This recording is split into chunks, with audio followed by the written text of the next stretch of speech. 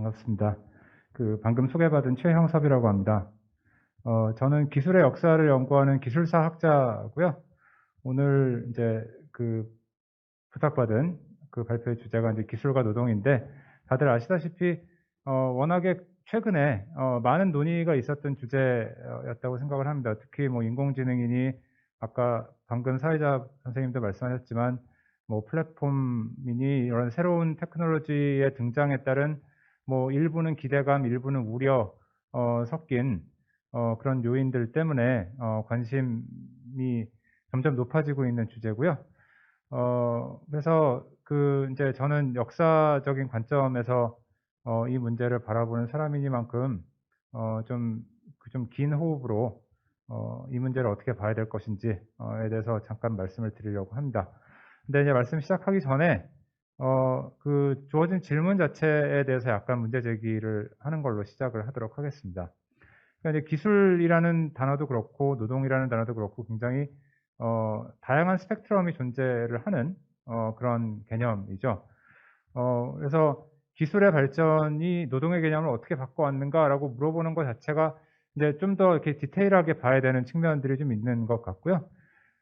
나아가서 무엇보다도 이제 이 질문에 깔려 있는 가정 중에 하나가 이제 기술이라는 것이 노동의 개념이나 성격을 일방향적으로 영향을 주고 있다는 그런 가정을 좀 깔고 있는 질문이 아닌가 합니다. 그래서 오늘은 이 기술 그리고 노동에 대한 개념에 대한 간단한 논의부터 시작해서 기술과 노동의 관계를 어떻게 봐야 되는지에 대해서 생각해 보도록 하겠습니다.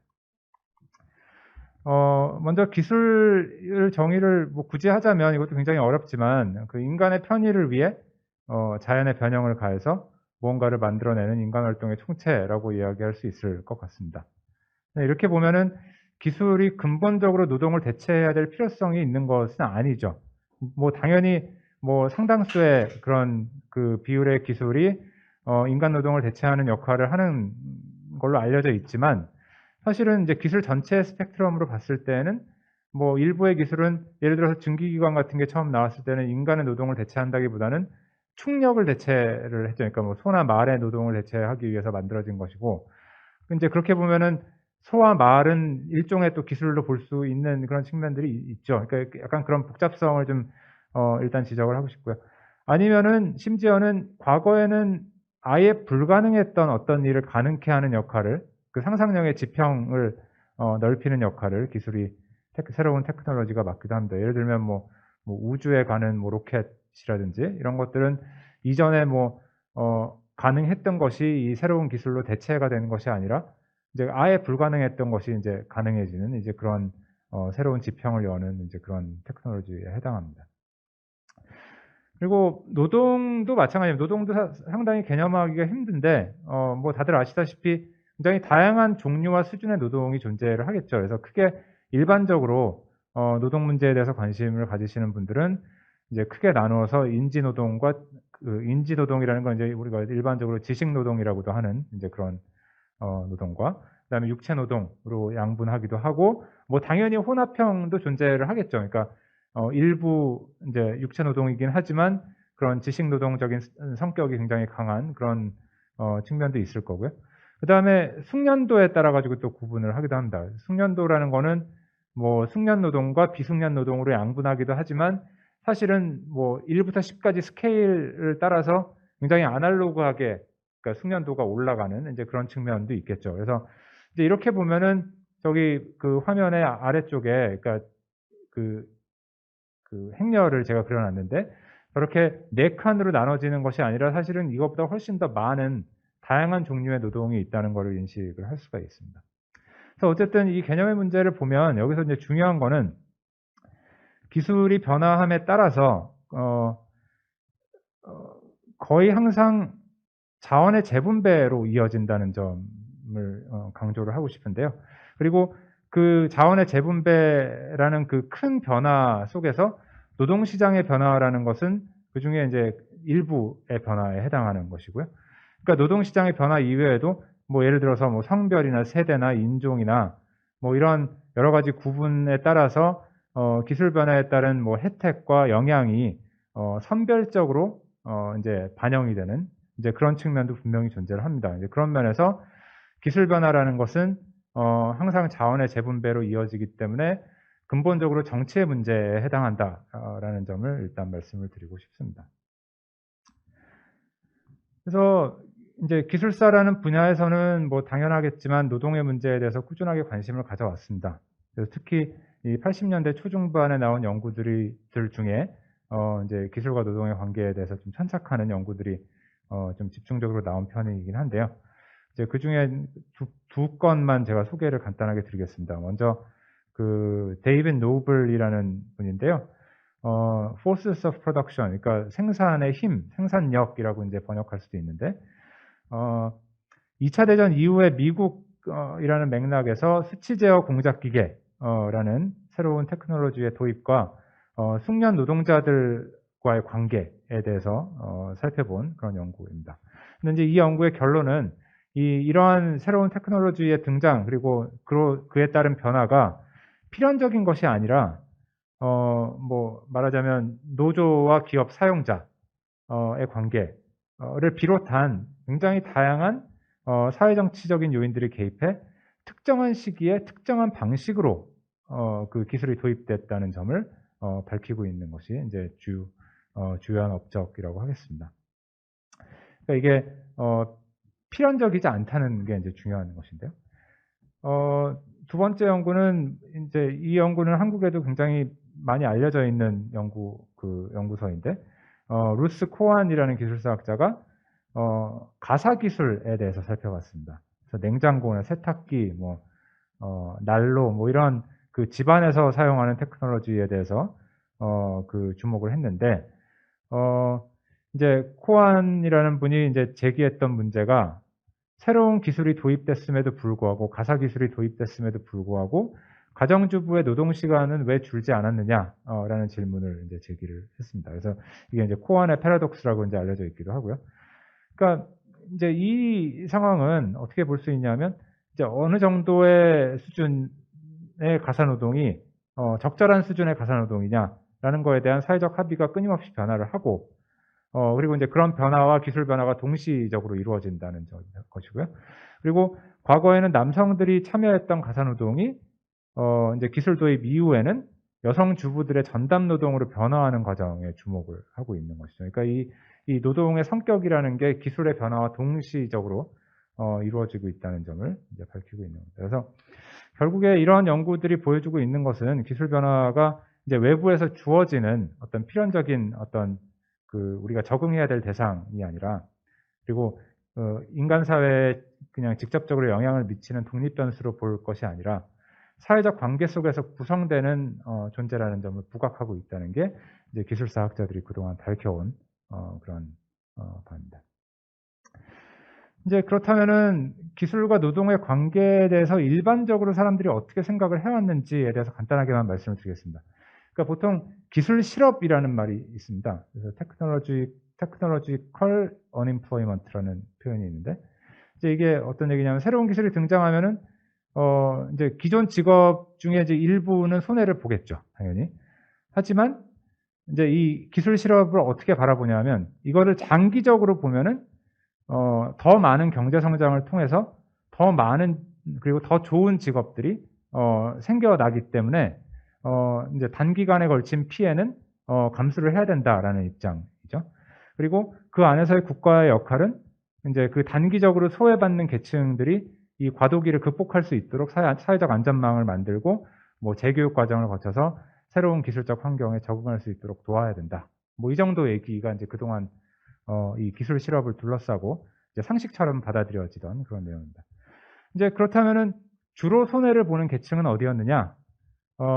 여기 이제 제가 노동시장의 양극화라고 써놨지만 주로 중간 정도의 숙련도, 그러니까 숙련도를 1부터 10까지 보면은 한 중간 정도에 해당하는 그런 숙련도를 가진 직업들이 그 약간 비대칭적으로 피해를 봤다는 게 이제 그동안 연구된 그런 상황인데, 그럼 이제 왜 그런가라는 걸 생각해 보면 저숙련 노동은 임금이 낮기 때문에 기계화나 자동화에 투자를 할 유인이 상대적으로 낮고, 그다음에 고숙련 노동은 이제 그 당시에 기술적 한계 때문에 불가능한 면이 있죠. 그러니까 이제 이것도 이제 점점 시간이 갈수록, 그리고 기술 수준이 높아지면 높아질수록 고숙련 노동도 대체가 되는 이제 그런 테크놀로지들이 만들어지긴 하겠습니다만, 그래도 그렇게 이제 이런 그 한계들 때문에 이 중간급 숙련도를 가진 직업들이 대표적으로 피해를 본다. 라는 게 이제 일반적으로 알려져 있는 사실입니다. 이제 문제는 이제 앞으로도 그럴 것이냐라는 게 이제 문제죠. 그래서 이제 미래 시나리오를 좀 생각을 해보면, 뭐 한 가지 시나리오는 그 양극화의 트렌드가 점점 극단화가 돼서 진짜 그 값싸게 쓸 수 있는 저숙련 노동과 정말 저 끝에 이제 10에 해당하는 고숙련 노동만 남는 그런 극단적인 양극화가 이루어질 것이냐, 아니면은 뭐 인공지능 기술이 점점 발달을 해가지고 노동 자체가 소멸하는 걸로 봐도 무방할 정도의 그런 노동 소멸 현상이 있을 것이냐, 아니면은 뭐 저숙련 노동만에 더 그 비대칭적인 변화가 생길 것이냐, 뭐 이런 몇 가지 시나리오를 생각해 볼 수 있죠. 그러니까 저도 이제 그 동네에 다니면서 보면은 요새 식당에서 알바생 대신에 그 주문받는 키오스크가 굉장히 많아졌는데, 이제 이걸 보면은, 근데 그 알바생들이 저희가 생각해 보면은 그 최저임금 정도의 그 임금을 받고 노동을 하던 그런 사람들인데, 이제 여기에 좀 이런 키오스크 기술이라는 게 대거 등장을 하면서 여기에 이제 이 낮은 수준의 그 숙련도를 가진 노동에 영향을 주는 그런 모습도 이제 일부 보이기 때문에, 이게 전체 그림으로 봤을 때 어떤 그 그림으로 갈지는 상당히 좀 여러 가지 시나리오를 복합적으로 좀 고려를 해야 되지 않나라는 생각은 있습니다. 근데 뭐 저는 이제 미래에 대한 얘기를 하는 사람은 아니기 때문에 정확하게 뭐 이렇게 될 것이다라고 예측하기는 좀 힘들지만, 이제 그렇다면은 저희가 이제 질문을 해봐야 되는 것은, 이게 앞으로도 과거에 우리가 기술 실업에 대해서 생각해 왔던 그런 방식대로 갈 것이냐, 아니면 질적으로 다른 새로운 국면이 만들어질 것이냐라는 걸 생각을 해봐야 되고, 그리고 두 번째는 뭐 어떤 결과가 이제 어떤 미래가 앞으로 펼쳐지든 간에 그런 미래는 이제 우리가 피할 수 없는 어떤 필연적인 결과라고 받아들여야 될 것이냐, 그러니까 기술 변화, 그러니까 우리가 그러니까 인간이 영향을 줄 수 없는 기술적 변화에 따른 어떤 필연적인 그 변동으로 받아들여야 할 것이냐, 그렇다면 우리가 생각하는 이상적인 사회상이라는 건 무엇이고, 우리가 생각하는 이상적인 노동 환경이라는 것은 어떤 모습인지에 대해서도 생각을 좀 해볼 필요가 있다는 얘기입니다. 그래서 경제학자들이 이제 최근에 이런 연구들을 꽤 하고 있는 걸로 알고 있습니다. 지금 소개해드리는 건 2015년에 나온 논문인데요. 그 어떤 자동화에 따른 직업 환경의 변화에 대해서 이제 그 통계 자료를 가지고 이제 살펴보는 작업인데, 그 작업이 지금 보여드리는 그림의 그 취지는 뭐냐면, 특히 2000년 이후에 고숙련 고임금 일자리의 증가세가 급격하게 둔화됐다라는 걸 보여주고 있다고 합니다. 근데 그래프 자체가 좀 복잡해가지고 한눈에 좀 알아보기는 좀 어려운데, 어쨌든 이제 아까 얘기했듯이 이제 양극화가 되는 게 이제 일반적인 상식인데, 이제 그 중에 그 저숙련 노동은 상대적으로 유지가 됐는데, 이 고숙련 노동의 증가세가 급격하게 둔화가 되기 시작했다, 2000년대 이후로. 그럼 이제 그 이유가 뭐냐? 이제 그 질문에 대한 답은, 일반적으로 생각할 수 있는 답은, 뭐 정보기술의 발전에 따라서 이 고숙련 노동이 기계 또는 이런 컴퓨터에 의해서 대체가 되는 그런 걸 생각해 볼 수가 있는데, 근데 또 이제 같은 논문에서 이 저자가 데이비드 오터라는 경제학자가 제시하고 있는 데이터 중에 하나가 2000년 이후에 그 미국 기업들의 그 IT 투자가 급격하게 또 줄었다라는 걸 또 보여주고 있어요. 그러니까 사실은 잘 모르겠는 거죠, 지금. 왜 이런 현상이 일어났는지에 대해서 정확하게 이해를 하고 있지는 못한데, 근데 이제 이 논문의 필자가 이제 나름대로 해석을 하고 있는 것은, 뭐 어떤 이유에선지 IT 투자가 둔화가 되면서 그 IT에 종사하는 숙련 노동자들의 필요도 줄어들었기 때문에 뭐 이런 그림이 나왔고, 근데 그렇다면 이제 질문이 한 단계 옆으로 넘어가는 거예요. 그럼 IT 기술에 대한 투자는 왜 둔화되었는지 뭐 요거에 대해서 생각해 봐야 되는데, 그거에 대해서는 아직 이제 이 논문에서는 밝히고 있지 못하는 그런 것이죠.